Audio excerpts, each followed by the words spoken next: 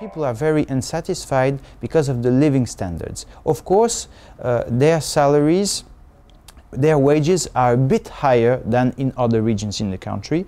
It's okay, but actually consumption goods, I mean food, water, everything is actually at very high price, very expensive. This town exploded in the past 20 years because of its activity and international investment in this sphere. So it became a big town with people coming from abroad, I mean from neighboring countries. Actually, you have people, expats, expatriated people, Chinese or other people who are working here and have higher wages. So they are unsatisfied because they feel there's an inequality between them and the others. Of course, the oil industry is very important for Kazakhstan. The country's boom, takeoff in the beginning of the years 2000 depend actually on the higher prices of oil and other goods. Kazakhstan is actually threatened by the so-called Dutch disease, and it tries to diversify its economy.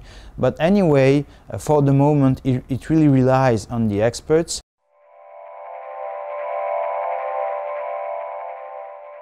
A member of the European Parliament went this summer to Zhanaozen, the town where the strikes and the clashes happened, to support those who were in strike, workers, before the clash of December. So there is a form of international support, but a very small one.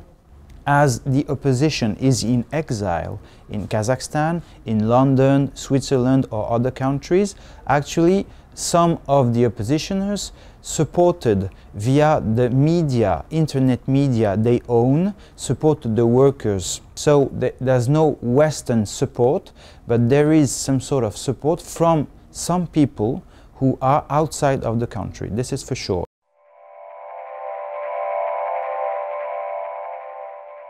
The Kazakh government didn't try to find a solution, or was doing as if there was no problem. And now, after the police shot some people and people were also arrested, one could say that now the Kazakhstani government has to face the problem. There was a commission which was built up, which is called to welcome international representatives and to be as transparent as possible. So now there is going to be investigations, inquiries, and then a report, and then we'll see.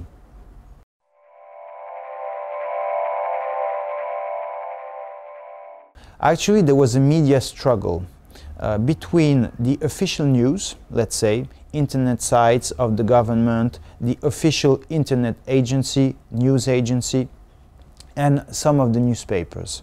But there's another newspaper which is considered an opposition one.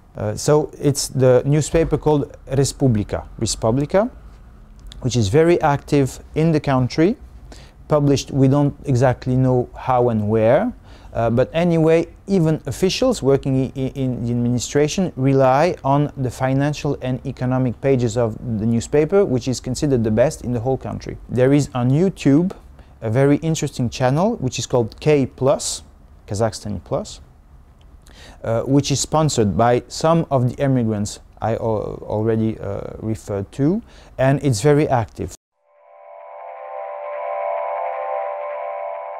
There's no such a discontent which relied in the Arab world on the very high price of consumer goods. Second, the population is a bit more apathetic to some problems. News do not circulate that well than in the Arab world. These places where some strikes or riots happen actually are very far away from the central strategic places, towns, so I doubt it.